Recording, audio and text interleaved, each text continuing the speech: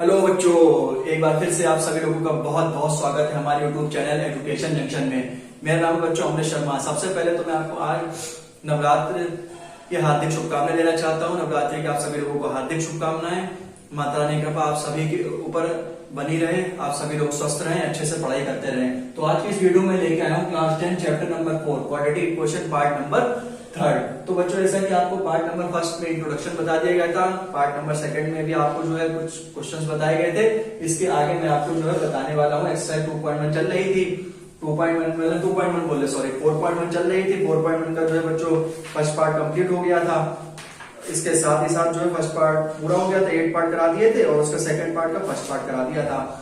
अब जो उसका अगला क्वेश्चन है, तो अगला क्वेश्चन थोड़ा सा अलग क्वेश्चन है जो कि आपने पढ़ा नहीं है बिल्कुल भी, मतलब जो आपको थोड़ा सा अंदाजा नहीं है, तो उसके लिए मैंने लिख रखा है पॉइंट्स टू बी रिमेंबर। अब जब मैं आपको चारों पॉइंट अभी क्लियर कर दूंगा 2 मिनट में, तो आपको दूसरा क्वेश्चन बिल्कुल बहुत आसानी से समझ में आ जाएगा, आप इसलिए उसको सॉल्व कर लेंगे। तो बिना किसी देरी के वीडियो शुरू करते हैं। वीडियो में क्या है कि जैसे कि पॉइंट्स टू बी रिमेंबर एक बहुत मतलब ये आपको पूछा जाता है हर जगह। तो इसमें ये पूछा गया 2 कंसेक्यूटिव पॉजिटिव इंटीजर। तो सबसे पहले आपको कंसेक्यूटिव का मतलब बता दें। कंसेक्यूटिव ये जो है कॉन्सिक्यूटिव का मतलब बच्चों होता है लगातार। ठीक है, कॉन्सिक्यूटिव का बच्चों मतलब क्या होता है? लगातार। ठीक है, ठीक। तो आपको पता लग गया कि कॉन्सिक्यूटिव का मतलब क्या होता है? लगातार होता है। तो यहाँ लिखा है बेटा 2 कंसेक्यूटिव पॉजिटिव इंटीजर्स आर। हमें बताना है 2 कंसेक्यूटिव पॉजिटिव इंटीजर मतलब 2 कंसेक्यूटिव इंटीजर मतलब 2 कंसेक्यूटिव इंटीजर बताने हमें लगातार। तो अगर हम बेटा लगातार की बात करेंगे तो एक x हो जाएगा, दूसरा बेटा क्या हो जाएगा? x+1। तो ये तुम्हारे बेटा क्या हो गए कि 2 कंसेक्यूटिव पॉजिटिव इंटीजर्स। अब ये भी पॉजिटिव है और ये भी पॉजिटिव है। तो 2 कंसेक्यूटिव पॉजिटिव इंटीजर्स का मतलब ये है कि 2 लगातार पॉजिटिव इंटीजर्स हमारे कौन से होंगे? एक बेटा x होगा और दूसरा क्या होगा बेटा? x+1 होगा। तो ये 2 हमारे पॉजिटिव। अगर तीसरा बात है तो x+2 हो जाएगा, चौथा x+1 हो गया, x+2 x+3 ऐसी ये सीरीज चलती रहेगी। ठीक है, तो हमसे 2 पूछे गए थे कि 2 consecutive positive integer taken as x and x+1। अगर बेटा हमसे 3 पूछे जाए तो तुम क्या, अगर 2 पूछे जाते तो x एंड x+1 हो गए। ठीक है, और ये सिमिलरली हमसे 3 पूछे जाए तो x, x+1 एंड यहाँ पे तुम्हारा क्या हो जाएगा? x+2 हो जाएगा। ठीक है, तो ये तुम्हारे 3 कंसेक्यूटिव पॉजिटिव इंटीजर। कंसेक्यूटिव का मतलब होता है लगातार, तो ये आपको मैंने ये बता दिया है। अच्छा, अब इसमें लिखा है कि 2 कंसेक्यूटिव ऑड और इवन पॉजिटिव इंटीजर्स। अगर हम लोग बात करें कि 2 कंसेक्यूटिव, ये जो लिखा हुआ बिल्कुल 2 कंसेक्यूटिव ऑड और इवन। ठीक है, तो 2 कंसेक्यूटिव ऑड और इवन क्या हो जाएंगे बेटा? एक x हो जाएगा और एक x+2 हो जाएगा। 2 कंसेक्यूटिव अगर हम ऑड की बात करें तो देखिएगा यहाँ पे जैसे ऑड क्या होता है? लगातार। ये तो ऑड है, 1 3 है, 5 है, 7 है, 9 है, 11 है। तो ये हमारे कंसेक्यूटिव ऑड इंटीजर्स हैं। क्या है? फिर से ध्यान दीजिए, कंसेक्यूटिव ऑड इंटीजर। और कंसेक्यूटिव का मतलब आपको बताया गया था, कंसेक्यूटिव का मतलब होता है लगातार। ठीक है, तो अगर हम ऑड की बात करेंगे तो आप उस हिसाब से ऑड की जगह वैल्यू नंबर रख दीजिए x की। जैसे कि मान लीजिए हम इवन की बात करते हैं, तो इवन तो सबसे पहले 2 होता है, तो 2 + 2 4 हो जाएगा। अगर हम ऑड की बात करेंगे तो यहाँ पर वैल्यू पुट कर देंगे, यहाँ पर कर देंगे। तो अगर हम देखेंगे, अगर हम सिर्फ हमें ऑड निकालना है ना, तो हम ऑड में सबसे पहले ऑड नंबर बेटा 1 ही तो होता है, तो यहाँ पर वैल्यू पुट करो 1 एंड।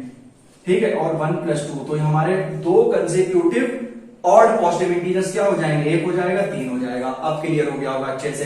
अब अगर हम बात करें अच्छा सेकंड वाले ऑड की, तो यहाँ पर x की वैल्यू आप 2 जरा पुट करके देखो। यहाँ पे आप 2 कर दोगे एंड यहाँ पर x+2 है तो x का बेटा 2 रखो। ठीक है, तो अगर हम इवन की बात करेंगे तो 2 हो जाएगा बेटा एंड 4। जैसे कि हम मान के चले 1 है वो ऑड है, 2 है वो इवन है। अब ऑड नंबर्स ऐसे नंबर्स होते हैं जो भाई 2 से डिविजिबल हो जाएं, और वो सॉरी ऑड नंबर्स वो होते हैं जो 2 से डिविजिबल ना हो, और इवन नंबर्स वो होते हैं जो 2 से डिविजिबल हो जाए। कहने का मतलब क्या है? ऑड नंबर्स हमारे ऐसे नंबर्स होते हैं जो बेटा हमारे 2 से ना कटे, मतलब 2 से डिविजिबल ना हो, और इवन नंबर्स हमारे ऐसे नंबर्स होते हैं जो 2 से डिविजिबल हो जाएं। ठीक है, तो आपको मैंने ये बता दिया, इसे हम एक बार फिर से बता दे रहे हैं, इसके बाद क्वेश्चन करते हैं, इसलिए समझ में आ जाएगा। तो हमारे इसमें ये चल रहा था कि पॉइंट्स टू बी रिमेंबर। हमें एक पॉइंट याद रखने के, अगर हमारे पास पूछा जाए कि 2 कंसेक्यूटिव इंटीजर्स कौन से हैं, तो सबसे पहले बेटा क्या बोलोगे? x बोलोगे और x+1 बोलोगे, क्योंकि कंसेक्यूटिव का मतलब होता है लगातार। अगर 2 पूछे जाएंगे तो 3 पूछे जाएंगे तो क्या कहेंगे? x+1 and x+2। ठीक है, तो ये हमारे 3 कंसेक्यूटिव पॉजिटिव इंटीजर्स ये आपके सामने मैंने लिख दिए हैं। अब भाई हमसे ये पूछा गया है 2 कंसेक्यूटिव ऑड और इवन पॉजिटिव इंटीजर्स। तो भाई ऑड और इवन x एंड x+2। ठीक है, और भाई अगर हमसे 3 पूछ जाएंगे तो हम लिखेंगे बेटा x, x+2, x+4 4 पूछे जाएंगे, x+6 5 पूछे जाएंगे, x+8 ऐसे ऐसे समान आपका चलता चला जाएगा। और जो वैल्यू पुट करने का तरीका है वो मैंने आपको पहले ही बता दिया है। ठीक है, तो अब आपका बहुत अच्छे से क्लियर हो गया होगा। और खासतौर से जो थर्ड और फोर्थ पॉइंट है ये हल्का सा टफ था, तो वो आपको मैंने एग्जांपल के थ्रू समझा दिया है। लगातार और पॉजिटिव इंटीजर्स हमारे क्या होते हैं, 1 3 होते हैं, 5 होते हैं, 7 होते हैं, 9 होते हैं, 11 होते हैं। ठीक है, ये होते हैं सिर्फ नंबर्स के हिसाब से। और ये मैंने बताया आपको इन टर्म्स ऑफ एक्स। ये नंबर के हिसाब से अगर मान लीजिए हम इवेंट की बात करें तो क्या होता है, 2 होते हैं, 2 4 6 8 10 12 और ये सीरीज आपको चलते चली जाती है। तो मैंने आपको क्या बताया कि इन टर्म्स ऑफ एक्स भी बता दिया है और इन टर्म्स ऑफ नंबर्स भी बता दिया है। ठीक है, अब हम लोग क्वेश्चन करेंगे।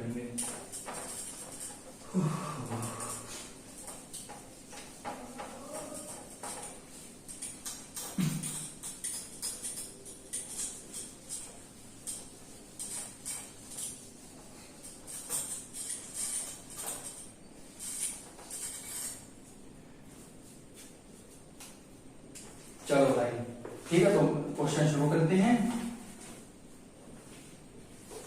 अब देखिए इसने क्या लिखा है, the integers of to consecutive positive, the product of to consecutive positive integer. सबसे पहले हम बात करेंगे कि एक्सरसाइज 2.1 बेटा, ठीक, अरे 2.1 फालतू निकल जाता है हर बार। ठीक है, 4.1 ठीक है। तो हम सबसे पहले इसका क्वेश्चन नंबर 2 का बेटा सेकंड पार्ट पर बात करेंगे। ठीक है, यहां पर एक लाइन खींच देते हैं। ठीक है, उम्मीद है आप सब लोगों की पढ़ाई बहुत अच्छे से चल रही होगी। ठीक है, और साथ ही साथ आपको एक बात बता दें, जैसे कि पढ़ाई के साथ साथ अभी आपको ये भी पता है कि वर्ल्ड कप भी चल रहा है। ठीक है, कल हमारा भाई कल मैच था भाई इंडिया और पाकिस्तान का, जो कि आपने देख ही लिया था कि मतलब अब तो पता ही है कि मतलब इंडिया पाकिस्तान का मैच कैसा रहा था, वो तो आपको पता ही है। ठीक है, सिर्फ रोहित शर्मा के 5 छक्के थे, है कि नहीं। तो रोहित शर्मा ने भैया 5 छक्के मारे थे, जिसमें कि 86 पे वो आउट हो गया था। बस वेल डिजर्व सेंचुरी बस उसकी और हो जाती, बाकी भैया पाकिस्तान का तो पूछो ही ना। ठीक है, तो चलो जो है तो आप जो है अपनी पढ़ाई पे भी जो है ध्यान रखें। ठीक है, बाकी कल इंडिया भैया बहुत ही बढ़िया खेली, बिल्कुल कतई नो डाउट, बहुत अच्छा खेली कल इंडिया। बॉलिंग में, बैटिंग में, फील्डिंग में बिल्कुल हर जगह 100% रहा, बिल्कुल बेहतरीन। ठीक है, तो हम लोग बात करेंगे the product of to consecutive positive integer. तो भाई अभी मैंने आपको बिल्कुल 1 मिनट पहले बताया कि भाई कि 2 कंसेक्यूटिव पॉजिटिव इंटीजर्स हमारे क्या होते हैं, यही तो होते हैं भाई, x होता है, दूसरा बेटा क्या होता है, x+1 होता है। ठीक है, ठीक है, x और x+1 हमारे 2 कंसेक्यूटिव पॉजिटिव इंटीजर्स होते हैं। तो हम बेटा क्या लिखेंगे कि let 2 consecutive positive integers are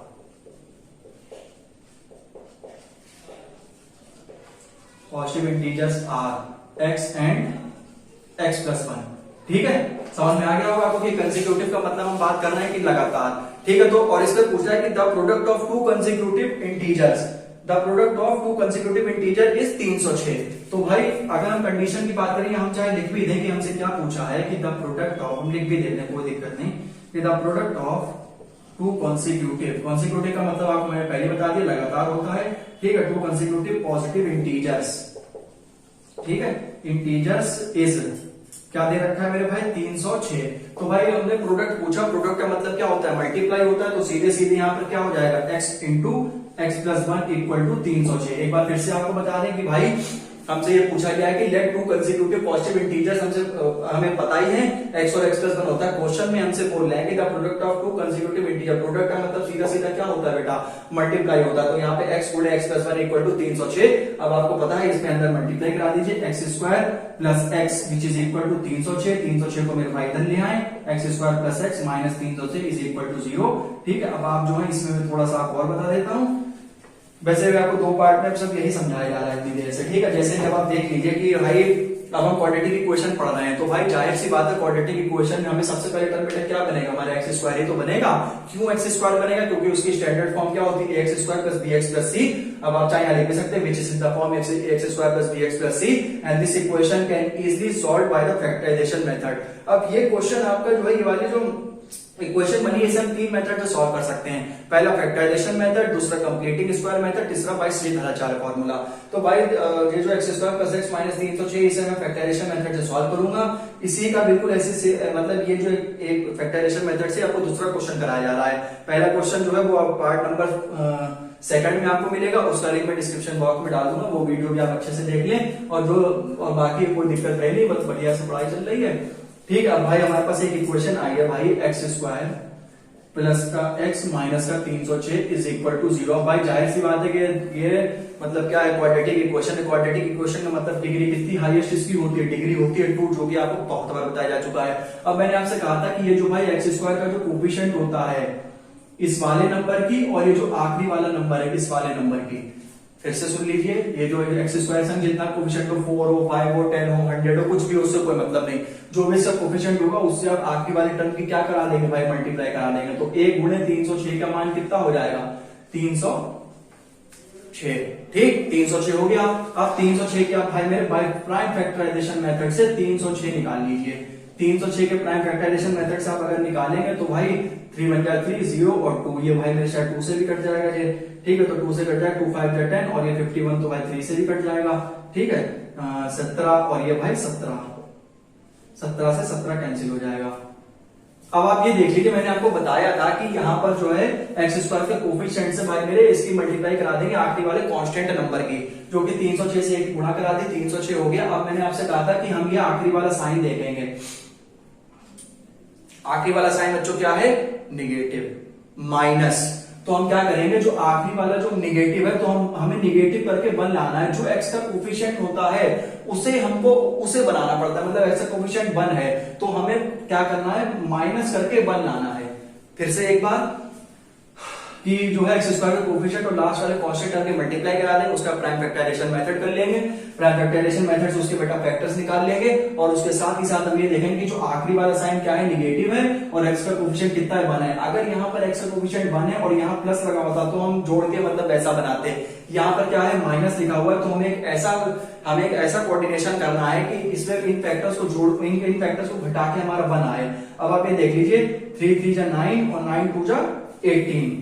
ठीक है, 3 3 जा 9 और 9 2 जा 18, और 18 में से बेटा 17 गया तो कितना बचेगा, 1 बचेगा। तो हम यहाँ पर बेटा यहाँ पर लिख देते हैं कि एक्स स्क्वायर प्लस का 18 माइनस का 17 एक्स माइनस का 306 इक्वल टू 0। ठीक है, तो ये आपका बेटा फैक्टराइजेशन मेथड होता है, जिसमें हम क्या करते हैं, फर्स्ट की आखिरी टर्म से मल्टीप्लाई कराते हैं, माइनस का साइन देके एक्स वाले कोफिशिएंट का जो भी नंबर होता है उस हिसाब से बना लेते हैं। तो हमें माइनस करके बेटा कितना लाना है, 1 लाना है। क्यों, क्योंकि एक्स का कोफिशिएंट कितना है, 1 है। तो यहाँ पर अंदर मल्टीप्लाई करा दीजिए, एक्स स्क्वायर प्लस का 18x माइनस का 17x माइनस का 306 विच इज इक्वल टू 0। यहाँ पर आप कॉमन ले लीजिए, यहाँ पर कितना हो जाएगा बेटा, x प्लस 18 हो जाएगा, माइनस का 17 कॉमन ले लीजिए, यहाँ पर x प्लस 18 हो जाएगा। ठीक है, क्योंकि ये भैया हमारी द्विघातीय समीकरण है। द्विघातीय समीकरण का मतलब क्या होता है, क्वाड्रेटिक इक्वेशन है, तो बेटा इसके 2 फैक्टर होंगे। आप सब कहेंगे हमें कैसे पता लगता है कि किसी इक्वेशन के कितने फैक्टर होते हैं। अगर जिस इक्वेशन की हाईएस्ट डिग्री, जैसे कि हम कहें कि भाई जो क्वाड्रेटिक इक्वेशन है उसकी जो बेटा जो हाईएस्ट डिग्री होती है वो कितनी होती है मेरे भाई, 2 होती है। तो जिस इक्वेशन की हाईएस्ट डिग्री होगी उतने ही उसके फैक्टर बनेंगे। अब इसकी हाईएस्ट डिग्री बेटा कितनी है, 2 है, तो इसके कितने फैक्टर आए हैं, 2 आए। अगर ये इक्वेशन क्यूबिक होती तो इससे कितने फैक्टर आते, 3 आते। ठीक है, तो अगर इसकी लीनियर होती तो सिर्फ इसके एक ही फैक्टर आता। तो यहाँ पे कहने मतलब है कि जितनी डिग्री उतने factor, 2 degree 2 factor, 3 degree 3 factor, 4 degree 4 factor. ठीक है, तो अब आप ये देख लीजिए, अब मैंने आपको ये बताया था कि बाय फैक्टराइजेशन मेथड में जो एक फैक्टर जो होता है वो हमारा क्या होता है, कॉमन आता है। तो x प्लस 18 अगर आपका ये सीधे कॉमन नहीं बनाए तो आपका क्वेश्चन गड़बड़ है, गलत है।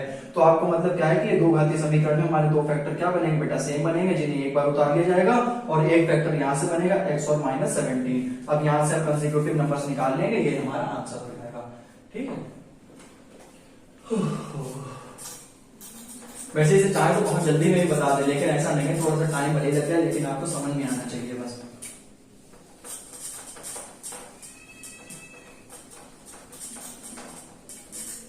तो भाई अब आप ये देख लीजिए कि हमारा मतलब क्या है कि आइदर या तो भाई मैंने, अगर आप मान के चलिए ऐसा समझाया जाता है कि हमारे 2 फैक्टर 0 के बराबर है। अगर 2 चीजें 0 के बराबर है, इसका कहने का मतलब क्या, या तो पहला 0 के बराबर होगा या दूसरा 0 के बराबर होगा।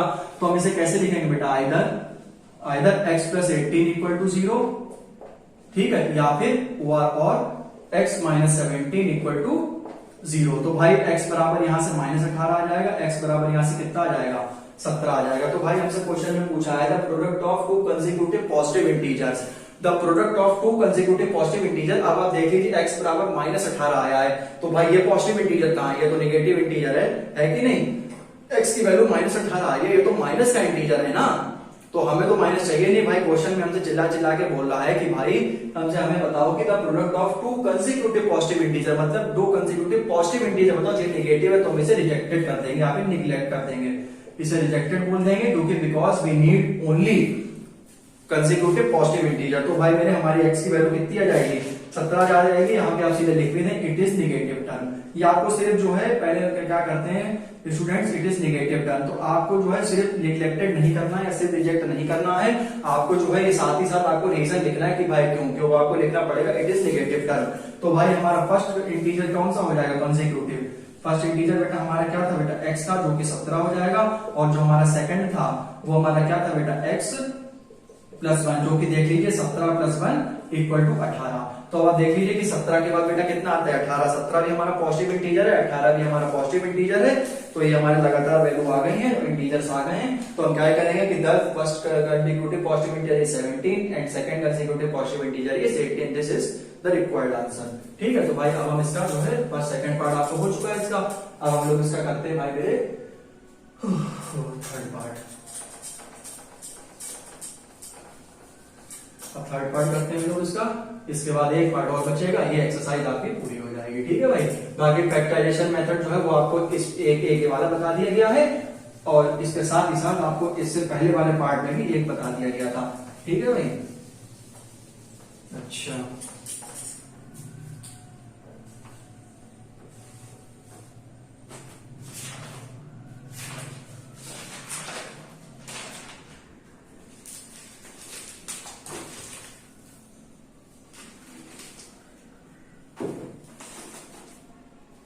तो भाई हमारे कंसेक्यूटिव पॉजिटिव इंटीजर जो है वो निकल के आ चुके हैं। अब हम लोग भाई बात करेंगे क्वेश्चन नंबर 2 हमारा चल रहा है एक्सरसाइज 2.1 का। भाई कौन सा पार्ट करेंगे हम लोग भाई मेरे, थर्ड पार्ट करेंगे, जो कि एज वाला क्वेश्चन है, कोई दिक्कत नहीं। इसमें भाई हमसे पूछा गया है कि Rohan's mother is 26 years old than him.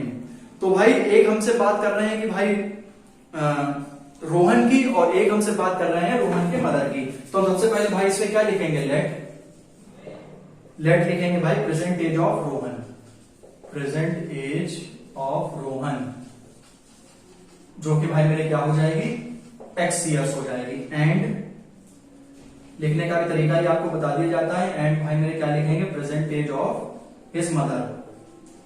ठीक है, present age of his mother कितनी हो जाएगी भाई मेरे, ईयर्स हम यहां पहले लिख दे रहे हैं क्योंकि अभी आपको समझाएंगे तब देखेंगे। इसमें लिखा है कि भाई Rohan's mother is 26 year older than him. Rohan की जो मदर है वो उनसे 26 साल बड़ी हैं।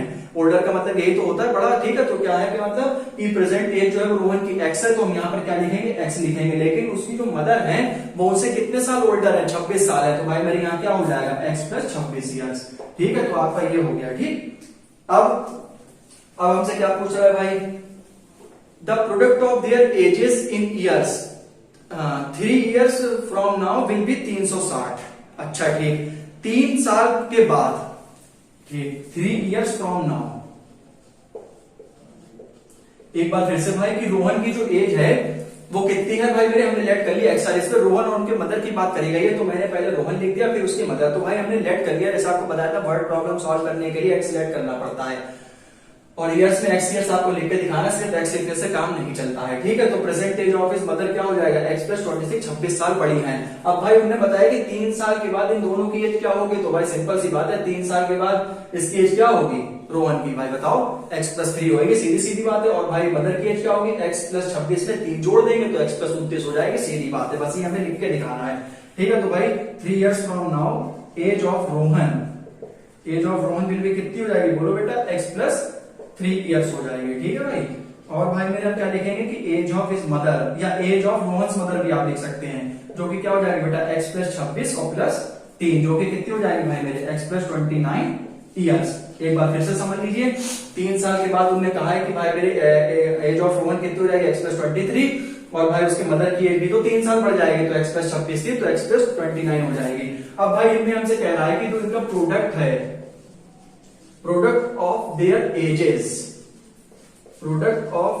Edges from now equal to 360।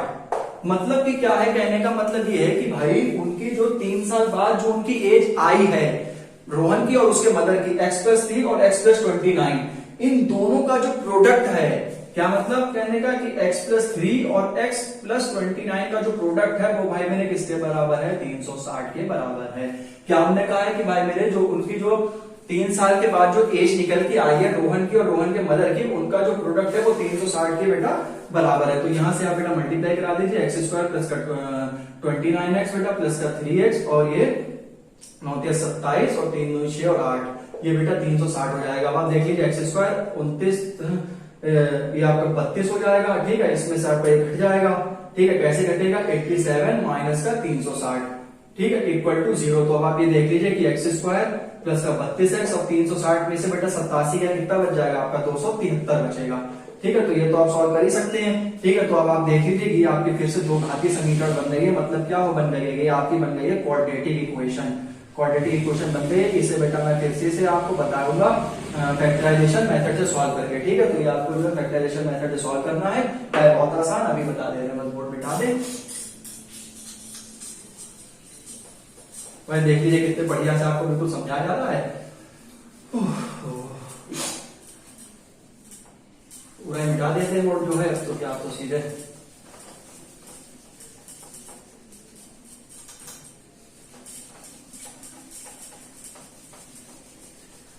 अब यहाँ पर आपको जो है पूरा बोर्ड साफ कर दिया है।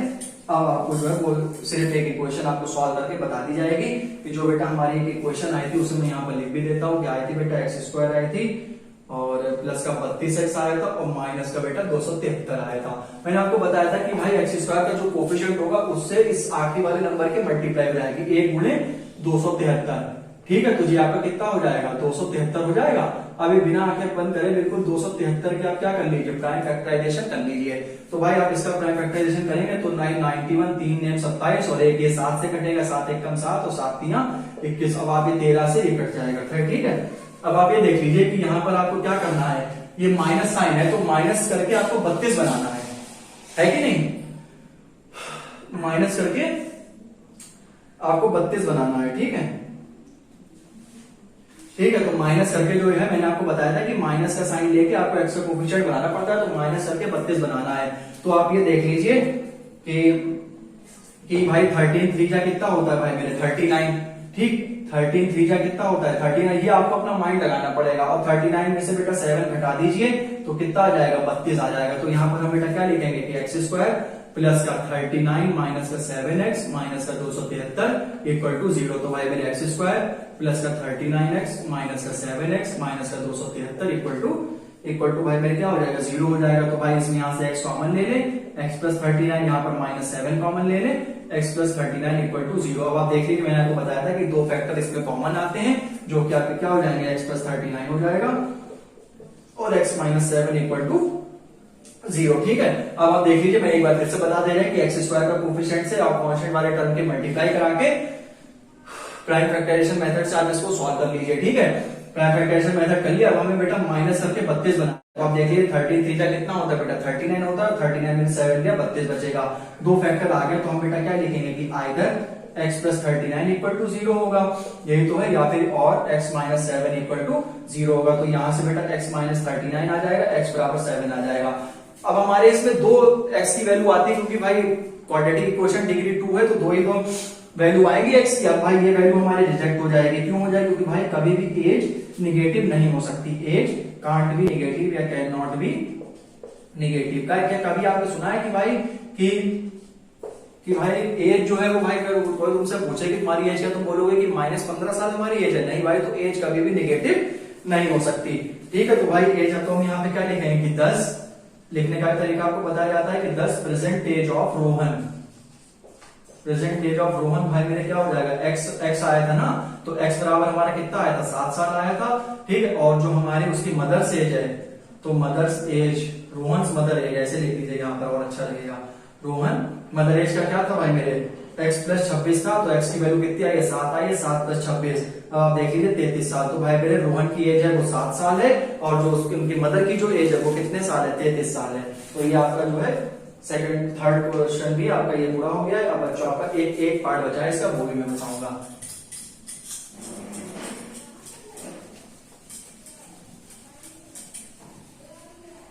और भाई एज कभी भी निगेटिव नहीं हो सकती है, तो तो वो आपको, ये तो बेसिक सा ही सवाल है, तो ये आप मतलब आपको बता दिया गया है, ठीक है।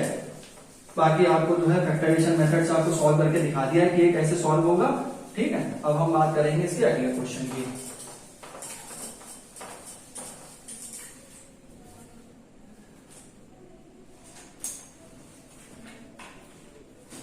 अब जो इसका बेटा अगला क्वेश्चन है वो भाई डिस्टेंस वाला है, मतलब स्पीड वाला, speed equal to distance upon time, जो कि आपको बहुत बार मैंने बताया है क्वेश्चन, ठीक है। तो वो क्वेश्चन भी आपको फटाफट से बता दे रहे हैं।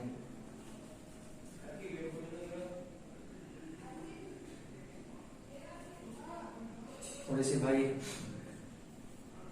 इंक जो है भर ले।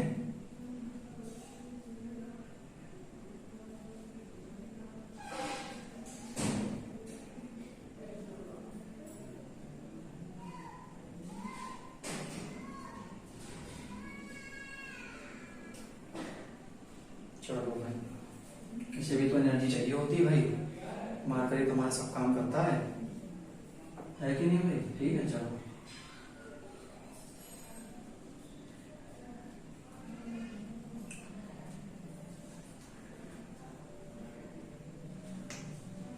अब जो है वही और बार मैंने आपको बताया था कि स्पीड वाला है, जब आप स्पीड, जैसे ही आपके दिमाग में स्पीड आ जाए वैसे आप क्या करें, speed equal to distance upon time वाला फॉर्मूला लगा दे बिना कोई क्वेश्चन पढ़े हुए। जैसे कि मैंने आपको एक तरीका बताया था कि अगर हम रेक्टेंगुलर वाला कोई क्वेश्चन करते हैं, जो कि आपको सेकंड पार्ट में बताया गया था, तो रेक्टेंगल जैसे ही हम सुनते हैं तो भाई मेरे हम जो है सबसे पहले क्या करते हैं, लेंथ और ब्रेथ को एक्स और वाई मान लेते हैं, उसके साथ हम बिना कुछ करे एरिया निकाल लेते हैं, बस। तो हमें सबसे पहले इसमें यही काम करना होता है। चलो अच्छा, ये चला भाई बेहतरीन, बिल्कुल। क्वेश्चन नंबर 2 पार्ट नंबर 4 है कि नहीं, दमदार चलेगा बिल्कुल हमारा।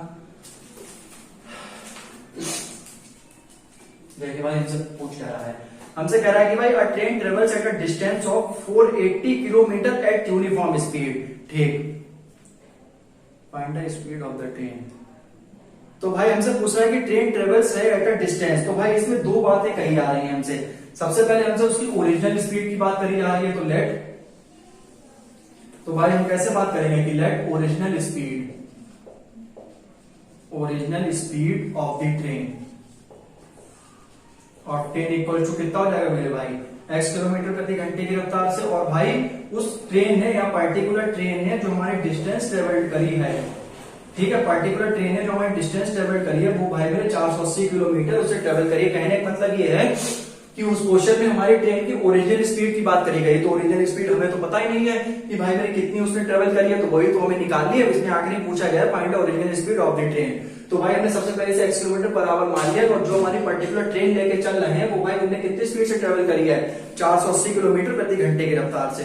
तो भाई सबसे पहले कंडीशन हमसे कह रही है कि train travels at a distance of 480 kilometre at uniform speed, उस ट्रेन ने 480 किलोमीटर डिस्टेंस ट्रेवल करी है। तो भाई हम क्या करेंगे कि भाई फर्स्ट कंडीशन जो है, आपको पता होता है कि ऐसे में दो कंडीशन हमको दी होती हैं, तो भाई पहली कंडीशन में हम क्या लिखेंगे, व्हेन स्पीड इज यूनिफॉर्म, यही तो लिखा गया है सबसे पहली लाइन है, व्हेन स्पीड इज यूनिफॉर्म। तो भाई हम सबसे पहले देख लेते हैं कि स्पीड भाई क्या, क्वेश्चन में फिर से पढ़ ले रहे हैं कि train travels at a distance of 480 kilometre at a uniform speed. तो भाई स्पीड का मैंने आपको फॉर्मूला बताया था कि डिस्टेंस अपॉन टाइम होता है, ठीक है।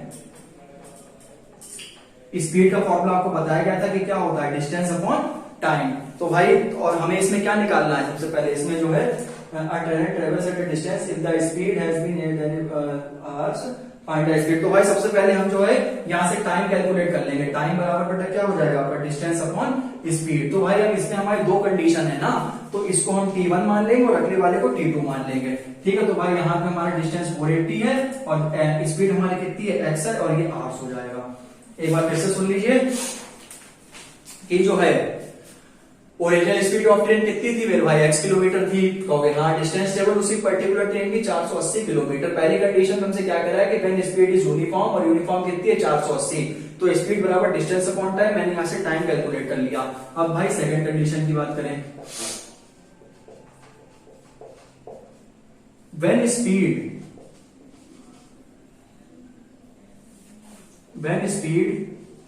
हैड बीन, जो क्वेश्चन में लिखा हुआ है दूसरी कंडीशन, पहली कंडीशन आपको पढ़ के बता दी, had been 8 kilometre per hour less than भाई हमसे क्वेश्चन में क्या कह रहा है कि जो व्हेन स्पीड, ठीक है, ये तो हमसे पूछ रहा है कि if the speed of the train, हम आपको बुक से बता देते हैं, if the speed of the train had been 8 kilometre less, 8 kilometre speed उसकी लेस हो गई है, तो भाई हमारी ओरिजिनल स्पीड कितनी थी, एक्सीड हो रही, तो ओरिजिनल स्पीड में से तो भाई 8 लेस हो गई, तो हम यहाँ पर क्या लिखेंगे, then we get equal to x minus 8 kilometre प्रति घंटे की रफ्तार से। क्या कहा है कि भाई ओरिजिनल स्पीड में से 8 किलोमीटर स्पीड लेस हो गई है, लेकिन भाई जो डिस्टेंस ट्रेवल्ड है वो कितनी है, वो कांस्टेंट रहेगी। डिस्टेंस ट्रेवल्ड हमारा बेटा कितना है, 480 किलोमीटर है। तो T2 भाई मेरी स्पीड बराबर डिस्टेंस अपॉन टाइम हो जाएगा, और T2 बराबर जो है वो डिस्टेंस अपॉन स्पीड, तो T2 बराबर बेटा कितना हो जाएगा, 480 अपॉन x माइनस 8, जो कि भाई मेरे क्या हो जाएगा, HR है। सब आप ये खुद देख लीजिए कि ये टाइम और ये टाइम, एक T1 की वैल्यू 480 अपॉन x आई है, एक T2 की वैल्यू आई है x माइनस 8। अब आप खुद ये तो बच्चा भी बता देगा कि ये जो है ग्रेटर टाइम है, ये टाइम ज्यादा है, ये टाइम कम है, ऐसे ही पता लग रहा है। ठीक, तो भाई अब जो है पहले हमसे एक बार ये क्वेश्चन थोड़ा सा हल्का सा कठिन है, तो इसे मैं एक बार फिर से बता देता हूं, जो अभी पूरा नहीं हुआ है। कहने का मतलब क्या था हमारा कि भाई a train travels at a distance of 480 kilometre at uniform speed. Uniform speed original speed तो हमें पता है नहीं, जो कि हमने एक्सलेट कर ली है, और डिस्टेंस ट्रेवल कितने हो रहे हैं, 480 किलोमीटर से। पहली कंडीशन क्या कह रही है, अ train travels at a distance of 480 kilometre at uniform speed. ठीक है, तो भाई व्हेन स्पीड इज यूनिफॉर्म, तो स्पीड का तो एक ही फॉर्मूला होता है भाई, बचपन से पढ़ते हैं, स्पीड बराबर डिस्टेंस अपॉन टाइम। यहां से मैंने टाइम कैलकुलेट कर लिया, क्योंकि दो कंडीशन दे रखी है, तो दो टाइम आएंगे, इसलिए मैंने पहला टाइम T1 कह दिया है, दूसरा टाइम T2 कह दिया है। T1 की पहली वैल्यू मैंने 480 अपॉन x निकाल ली है। अब दूसरी कंडीशन क्या कह रहा है, if the speed had been 8 kilometre less then it would have taken 3 hours. 8 kilometre less ना, भाई ओरिजिनल स्पीड हमारी x तो थी, अब उससे 8 घंटे कम लग रहे हैं, तो भाई मेरे कम का मतलब माइनस ही तो होता है, तो x माइनस 8 आ जाएगा। और अच्छा, then it would have taken 3 hours more to cover the same distance. अब भाई उसे जो है, तो भाई इसका मतलब यही तो है, जो है थोड़ा सा मिटा दे फिर बताते हैं। अब आपको ये समझ में आ गया होगा कि भाई पहले उसकी ओरिजिनल स्पीड तो x थी, अब भाई ओरिजिनल स्पीड में से भाई मेरे वो 8 किलोमीटर प्रति घंटे की रफ्तार से लेस है, तो भाई मेरे वो हमारा x माइनस 8 तो हो जाएगा, सीधी सीधी बात है। तो भाई एक टाइम हमने T2 निकाल लिया, दूसरा टाइम मैंने T1 निकाल लिया, और उन जो तीनों का जो डिफरेंस है, T2 हमारा बच्चों क्या, यहाँ पर हमें ऐसे ही पता लग रहा है कि भाई 480 अपॉन x और 480 अपॉन x माइनस है, तो T2 वैल्यू हमारी बच्चों क्या है, बड़ी वैल्यू है। तो अब आप ये देख लीजिए कि जो उनका जो टाइम डिफरेंस है, तो T2 में से बेटा T1 घटा दें, और हमसे कितने की बात करी गई है, हमसे 3 घंटे की बात करी गई है। ठीक है, इसमें क्वेश्चन में साफ साफ लिखा भी है कि टोटल टाइम जो उसका जो आखिरी में बचता है, then it would have taken 3 hours more to cover the same distance and hence you find the train of the speed. तो भाई T2 में से T1 घटा देंगे, तो 480 अपॉन x माइनस 8 माइनस का 480 upon x is equal to 3। अब इस क्वेश्चन को सॉल्व करने के बहुत तरीके हैं, आप सीधे सीधे एलसीएम ले लीजिए और क्रॉस मल्टीप्लाई करा दीजिए, लेकिन हम अभी ऐसा करेंगे नहीं। हम यहाँ से बेटा 480 कॉमन लेंगे, इसे हम छोटा बनाएंगे पहले, x माइनस 8 और ये 1 upon x is equal to 3। अब आप ये देख लीजिए कि यहाँ पर अब जो है ये 3 जो है वो यहाँ चले जाएगा, क्योंकि जो मल्टीप्लाई में होता है वो अपॉन में रहता है, तो हम यहाँ कैसे लिखेंगे, x minus 8 1 upon x which is equal to 3 upon 480। ठीक है, तो हम यहाँ पर बच्चों इसको सॉल्व कर लेंगे, जो कि क्या आ जाएगा, x माइनस का x माइनस 8, एलसीएम बच्चों यहाँ पर हमारा ये हो जाएगा x माइनस x और x माइनस 8, और 3 को 480 से काटेंगे, तो भाई 3 एक 3 जो है 3 एक 3 3 4 18, ठीक है, जो है ये आपका जो है आ जाएगा कितना जी, लगभग आपका 160। ठीक है, क्योंकि 3 1 या 3 होता है और 3 6 18, तो ये आपका 160 आ जाएगा यहाँ पर। ठीक है, तो आपका ये 160 हो गया। अब आप देख लीजिए यहाँ एलसीएम मैंने ले लिया है, एलसीएम मतलब क्या, सीधे सीधे एलसीएम लिख दिया और क्रॉस मल्टीप्लाई करा दिया, x हमारा ऐसे ही रहा, माइनस साइन ये रहा, और x माइनस 8, तो आप यहाँ पे सीधे सीधे जो है मल्टीप्लाई अब इसे सॉल्व कर लीजिए, तो ये बेटा क्या हो जाएगा, ये x हो जाएगा, ये माइनस x हो जाएगा, ये माइनस 8 हो जाएगा, अपॉन एक्स स्क्वायर माइनस का 8x is equal to 1 upon 160। आप देख लीजिए 8 ये कट चुका है, ठीक, और ये माइनस माइनस प्लस 8 हो जाएगा। ठीक है, तो ये बचेगा 8 अपॉन ये बचेगा 8 upon x square minus 8x which is equal to 160। अब आप 160 ये सब जो है, ये जो आपका टर्म आ गया, इसे क्रॉस मल्टीप्लाई करा दीजिए, इसे आप ऐसे करके लिख दीजिए, x square minus 8x is equal to 160, x square minus 8x minus 160 equal to 0। अब आपकी ये क्वाड्रेटिक इक्वेशन आ गई है, इसे मेरे भाई आप सॉल्व कर लीजिए, आपका ये आ जाएगा। 160 जो है 160 की जो है आप क्या करेंगे 8 से गुणा कराएंगे, ठीक है, क्योंकि क्रॉस मल्टीप्लाई होगी ना, और जो क्या आ जाएगा बेटा एक्स स्क्वायर माइनस 8x और 16 अट्ठे जो है 128 और ये 0। तो ये आपकी ये इक्वेशन आ गई है, अब इसे आप सॉल्व कर दीजिए बस। ये तो अब तो आपको समझ में आ ही गया होगा क्योंकि 2 क्वेश्चन आपको करा चुके हैं ऐसी फैक्टराइजेशन मेथड से। बस ये आपको थोड़ा सा और बता देते हैं, फिर इस वीडियो को एंड करते हैं, ठीक है। उम्मीद है आपको बहुत अच्छे से समझ में आ रहा होगा। अब सब मिटा देते हैं, ठीक है।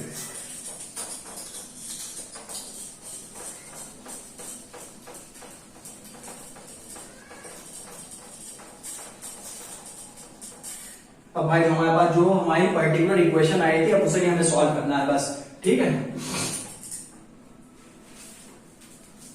जो कि भाई मेरे थी कि x square minus 8x minus 1280 equal to 0। एक बार इसे और समझ लीजिए, जो आपसे मैंने क्या कहा था कि जो एक्स स्क्वायर का जो कोफिशिएंट हो और आखिरी वाले नंबर की आप क्या करा दे 1280 से गुणा करा दें, जो कि कितना आ जाएगा बेटा 1280 आ जाएगा। और 1280 की आप क्या कर दीजिए प्राइम फैक्टराइजेशन मेथड से सॉल्व कर लीजिए। तो यहाँ पर कितना आ जाएगा 2 6 2402 से आप 3 मल्टीप्लाई कराएंगे, ये बेटा 320 आ जाएगा। ये कराएंगे 16 दूनी 32, ये कितना आ जाएगा बेटा 80 आ जाएगा। ये कितना ये 40, 2 से आप करा देंगे 20 आ जाएगा, 2 से फिर कराएंगे 10 आ जाएगा, 2 से फिर कराएंगे 5 आ जाएगा, 5 से फिर कराएंगे बेटा 1 आ जाएगा। तो अब आप ये देख लीजिए कि हमें माइनस करके बेटा देखिए यहाँ पर 1280 ये क्या है बेटा माइनस का साइन है ना, मैंने जो आपको बताया था। तो हमें माइनस करके बेटा 8 बनाना है, माइनस करके 8 बनाना है। तो 5 दूनी 10 दूनी 5 दूनी 10 दूनी 20 दूनी 40, तो ये तो बेटा आपका 40 हो गया, ठीक है। और ये देखो 2 दूनी 4 दूनी 8 दूनी 16 दूनी 32, तो ये आपका 32 हो गया। अब आप 40 में से 32 घटा दीजिए, 40 में से 32 घटा दीजिए, कितना आ जाएगा 8 आ जाएगा। तो बस ये आपको बस यहाँ पर बता दे रहे हैं, जो कि एक्स स्क्वायर माइनस का 40 माइनस का 32 और बाहर एक्स माइनस का 1280 विच इज इक्वल टू 0। तो आपका एक्स स्क्वायर माइनस का 40x प्लस का 32x माइनस का 1280 इक्वल टू 0। तो ये आपका x हो जाएगा, ये बेटा x माइनस 40 प्लस का 32 कॉमन लेंगे आप, तो यहाँ पर x माइनस 40 इक्वल टू 0, ठीक है। तो अब आप ये जान लीजिए इसकी एक और ट्रिक होती है कि अगर जो आपका टर्म यहाँ बनेगा तो सबसे पहले एक टर्म आपका x माइनस 40 बन गया, तो आप बन करके दूसरा वाला टर्म यहाँ पर भी x माइनस 40 लिख दीजिए।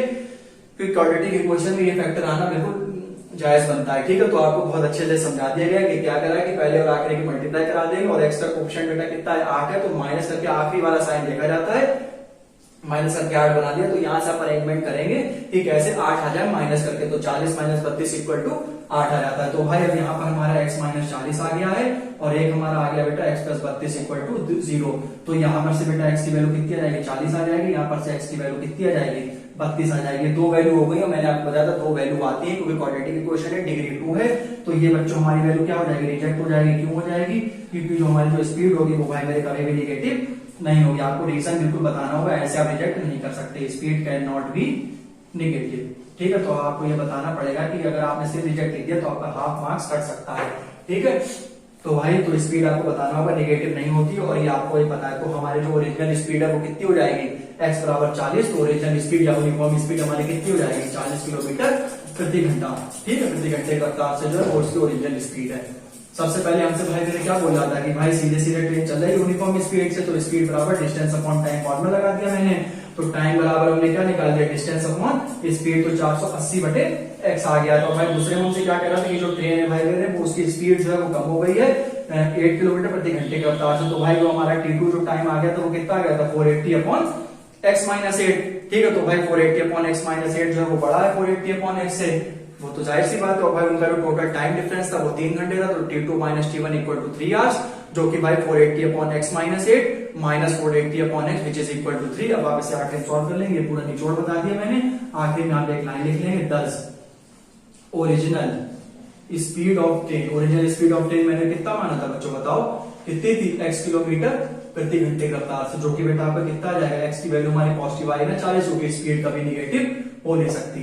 तो ये आपकी बेटा मैंने पूरी एक्सरसाइज कंप्लीट करा दी है, ठीक है। 4.1 आपकी एक्सरसाइज आपकी कंप्लीट हो गई है, ठीक है। तो अब जो है अब आपको इसके आगे नेक्स्ट पार्ट में बताया जाएगा। अगर मेरे भाई वीडियो अच्छी लगी हो स्टूडेंट्स तो भाई प्लीज इस वीडियो को लाइक कर दें, ठीक है। हमारी वीडियो को ज्यादा से ज्यादा शेयर करें और भाई सबसे जरूरी बात चैनल को सब्सक्राइब कर दें। तो भाई मिलते हैं नेक्स्ट वीडियो में, तब तक के लिए जय माता।